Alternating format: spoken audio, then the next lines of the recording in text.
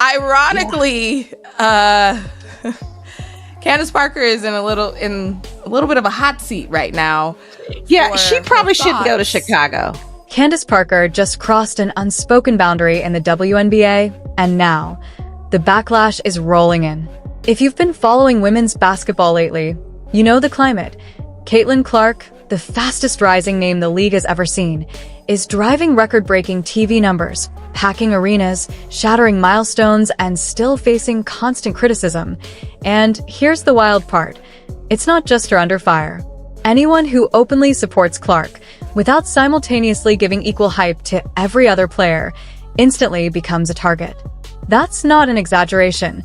It's happening right now to one of the most accomplished veterans in WNBA history, Candace Parker. There's no denying at this stage. Caitlin Clark is a major force behind the WNBA's surge in popularity. Fourth in MVP voting, breaking the single-season assists record, named Athlete of the Year in her very first season. Stats like that don't happen unless you're a once-in-a-generation talent. But here's the catch. The moment you acknowledge that without adding, and all the other players matter just as much, you risk being branded as part of the problem. That's when the online pile-on begins. Parker has been consistent in her praise for Clark for months, but recently, she went a step further. She didn't just push back on one of the more ridiculous narratives floating around. She turned the focus toward the people promoting that narrative. That's when the atmosphere shifted. At that point, Parker wasn't merely defending a player. She was openly challenging an entire storyline. And in this league, that's a move many consider crossing the line. So, what exactly did she say? And why is it striking a nerve with the WNBA's old guard? Let's break it down. I just think that when you bring opinions to the table, you gotta have something to back it up.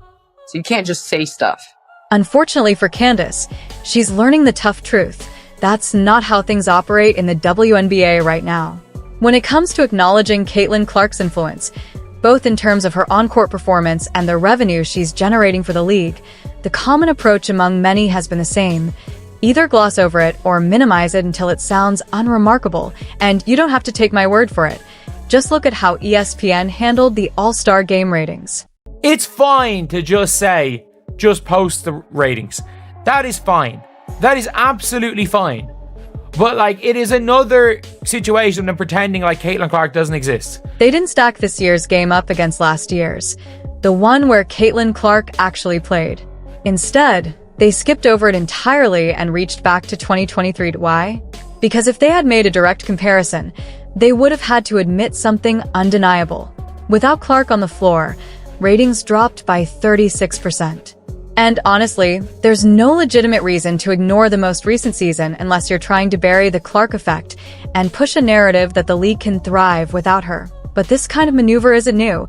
It's straight out of the old guard playbook. Even though Clark is boosting the WNBA's visibility and financial bottom line, there's an unspoken rule. You can't highlight her success alone. You have to sprinkle in equal praise for everyone else, or risk being accused of hurting the league. That double standard gets even sharper when the conversation shifts to Angel Reese.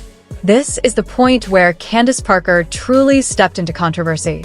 For reasons the league has never been able to back up with numbers, there's been a clear push to present Reese as being on Clark's level in popularity. Now, credit where it's due, Reese has done an exceptional job building her personal brand. Outside of Clark, she's arguably the most recognizable name in the league right now. But here's the uncomfortable truth you're not supposed to say out loud. In terms of skill and economic impact, Reese isn't on Clark's level. Pointing that out sparks immediate outrage. You could lay out the stats, provide receipts, even note that Reese's team moved to a 20,000-seat arena for matchups against Clark, but still can't sell out their regular home venue, which holds about half that, and it still wouldn't matter. The moment you make an honest side-by-side comparison, the backlash hits like you've committed some sort of sports heresy. Meanwhile, when Clark is the target, there's no shortage of open criticism.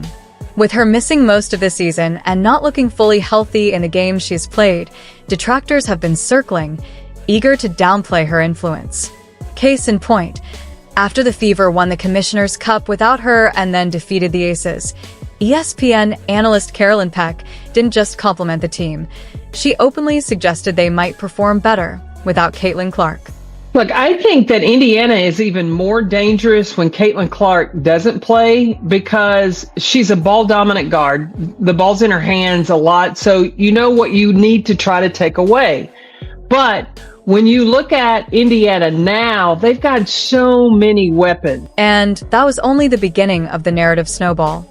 After the Fever rattled off a 5-game win streak, the conversation didn't center on celebrating the streak itself. Instead, the maybe they're better without Clark storyline resurfaced all over again. We have to deal with the possibility that the Indiana Fever right now, in this moment, are better without Caitlin Clark. And that sounds crazy, and people are saying, how can you say that? I'm saying it because we're seeing it. At this point, the quiet jabs have turned into outright dismissal. Some are even claiming Caitlin Clark simply isn't that good. See, he always trying to push the CC narrative. She good, but she not that good. Here's a fact you won't hear from those pushing the anti-Clark storyline. With Caitlin Clark on the court, the Fever have gone 8-5. Without her, they're 9-9. That's not just a stat. That's a full-on mic drop. Every time that they're better without her, idea surfaces, the numbers shut it down instantly. But that's the climate in the WNBA right now. If there's a way to downplay Clark's influence, someone will take it, evidence be damned. And that's why what happened next matters. Into this storm stepped Candace Parker, a WNBA icon who isn't just defending Clark, but actively challenging the narratives her critics love to push. In doing so, she's becoming something of a lightning rod herself. Parker has spoken positively about Clark before, but this is when the pushback really started. On ESPN's First Take, when asked about the resentment toward Clark for getting so much attention, she didn't sidestep the question or give a polished, non-committal answer. She was direct, reasonable, and said exactly what the critics didn't want to hear, which immediately triggered the next wave of outrage. You know, it's so crazy to me because I'm asked so many times if I'm resentful in any type of way for where the WNBA is right now. My job was to leave the game better than I came into it. You think Cheryl Miller is resentful for me that I had a league to play in? No, she's being the mentor that she is, and she's supporting and loving and sitting courtside cheering on Juju Watkins. And I'm doing the same for Caitlin Clark and all the women in the WNBA. It's wild to me, Parker said, because I get asked all the time if I feel any resentment about where the WNBA is now. My goal has always been to leave the game in a better place than when I entered it. Do you think Cheryl Miller feels bitter toward me because I had a league to play in? Of course not. She's been the mentor she's always been, supporting, encouraging, and sitting courtside cheering for players like Juju Watkins. I'm doing the same thing for Caitlin Clark and every woman in the WNBA. Freakish floor vision. I know she had that 10 turnover game. Yeah. but that's something. That's like a learning. I think all of us Exactly. young turn the ball over. She'll get better. And especially when you're the focal point of the entire defense, you're going to have more turnovers. You're going to have more live ball situations, and the competitive element of you do tend to take chances early on. And you learn that sometimes it might be a highlight, but 7 out of 10 times it's probably going to be a turnover. And I had to learn that because I was, some of the biggest things with Pat was like offensive rebounding and me turning the ball over. So those are the two things. I get it. Parker didn't hold back or dance around the issue. She looked straight into the camera and essentially told the WNBA, stop being jealous, stop letting insecurity drive the conversation, and start appreciating the fact that Caitlin Clark is on the verge of making everyone more money. It was pure common sense to most fans and absolute dynamite to the critics, and she wasn't finished. When Jemele Hill threw in a sly jab about Clark's turnovers, Parker batted it right back without missing a beat. This is where it gets tricky. Caitlin Clark is at an A level. I think in time she's going to raise up to that S, but in order to put her at that level, she got to have a couple more years. So then you got Angel Reese. I put her right at that C level. I think in terms of being above, you have to be able to have the ability to carry a team, be a 1 or 2 option. I think Angel Reese is fantastic at her role, which is offensive rebounding. She showed and demonstrated so much growth in that first year. There was no backpedaling and no softening her position. Parker once again defended Clark directly. But this is where she really crossed into dangerous territory. at least from the perspective of the league's old guard. When the topic turned to comparing Caitlin Clark and Angel Reese, Parker committed what, in WNBA politics, might be the ultimate offense. She spoke more favorably about Clark. Yeah, she probably shouldn't go to Chicago. You probably shouldn't send her back to Chicago, but go ahead, Jordan. Mentioning Angel Reese was like throwing a match onto a pile of gasoline. Angel's supporters erupted online, flooding social media with accusations that Candace was out of touch and calling on her to take a page from Lisa Leslie and Aya Wilson, who consistently offer high praise for Reese. Rather than engaging in a debate about the facts, the backlash quickly turned personal. The uproar grew so intense that even Cheryl Swoop stepped in to address the controversy. That being said, the facts that I want to bring to this table, and I challenge anybody to tell me, what player are you taking Angel Reese over of those that I just listed? Guess we'll wait for their response. Oh, we're not gonna, okay. Because, yeah. I'm sorry.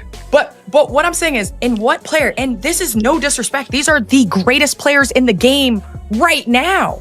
They asked me to rank the tier right now, and I sit in a studio at Turner with Shaq and Chuck, and some of which I think at times they do individually and personally attack people's character. And I think I pride myself on trying to be an analyst that does not do that. I do not attack character.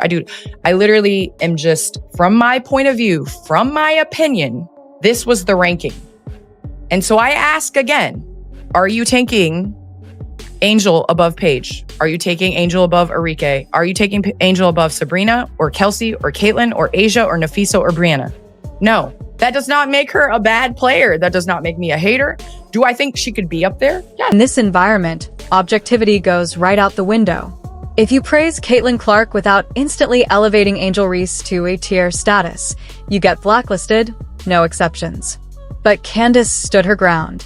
She didn't back down or apologize. Instead, she doubled down on her stance. Y'all cannot come out there with those shirts of pay us what you owe us and then do that in the All-Star game. Like, I just think that it would have really maximized the moment of wearing the shirt along with giving the product. Because I tried to watch the All-Star game, I'll be honest. But after one slow Euro step and people pulling up for them, I was like, I can't, I'm a fan of the WNBA and I can't watch this. So I just think that, no, you all didn't have to, but I think it was an opportunity that you could have built on, like, more momentum, if that makes sense. And she went all out, calling out the players for delivering one of the most disappointing All-Star game performances in recent memory. This year, she played assistant coach and bench cheerleader throughout the game. And I'm here to tell you, if she hadn't been actively participating in her street clothes role as the bench coach and cheerleader, I'll swear those ratings would have been down another 10%. And she's absolutely correct. The All-Star game that followed the players' shirts demanding fair pay was a letdown. The tempo dragged, the energy was low, and honestly, those ratings ESPN tried to downplay would have been even worse if Caitlin Clark hadn't been on the sidelines keeping fans engaged. They're not better without Caitlin. But I do feel like times like this, different people step up. Just Natasha Howard stepped up during the Commissioner Cup. Yep. Like, it shows. From her interviews, it's clear Candace is fully aware of the situation. She's not just speaking off the cuff. She truly understands Caitlin Clark's impact better than most within the league. I believe that's why she's willing to face the heat head-on. She's pushing back against the anti-Clark narrative because she knows the truth. The WNBA needs leaders who can celebrate Clark honestly, rather than bowing to a crowd that'd rather slip back into obscurity without her than succeed alongside her. And just when it seemed she might back down, Candace hit back again, directly challenging one of the mob's favorite talking points: the absurd claim that the Fever are somehow better off without Caitlin Clark. It honestly is scary because not only are you allowing other people to step up, but you're allowing Caitlin to then survey and realize how she can add. There's no disrespect toward the Fever in Candace's words. She's just stating the facts. Sure, the team has shown growth without Caitlin Clark, but that doesn't mean they won't be far stronger once she returns. Aaliyah Boston, the franchise's other standout alongside Clark, is right there with her, agreeing completely. Nobody in that locker room takes offense. Then Candace spells it out even more plainly. So you can't just say stuff. In this day and age, we have a lot of people that are just saying stuff. And with that being said, I don't want to be a part of that. It's just common sense. But in this league, sometimes common sense has to be spoken aloud. Here's why. The idea that the Fever are better with Caitlin Clark terrifies the old guard, the ones who don't want to see Clark's success. Because if the Fever are already a top half team without her, imagine what happens when she's back in full force.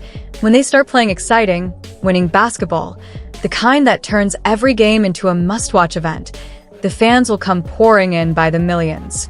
We've already seen it firsthand. When Clark returned against the Liberty, she put on one of the most electrifying performances in recent memory, and millions tuned in to witness it. That momentum is only going to grow. Viewership will climb, ratings will soar, and Caitlin Clark's impact will be impossible to ignore. No matter how much the skeptics try to deny it, this is where Candace Parker truly earns respect. While much of the WNBA seems mired in short-sighted drama, ego protection, and catering to loud critics, Parker is focused on the bigger picture. She's willing to take the heat because she knows what's at stake. Ironically, many of her harshest critics are the same people who tell new fans to honor the legends. Candace is that legend. She's showing what real leadership looks like, setting ego aside, standing up for the truth, and cutting through the divisive narratives threatening to tear the league apart.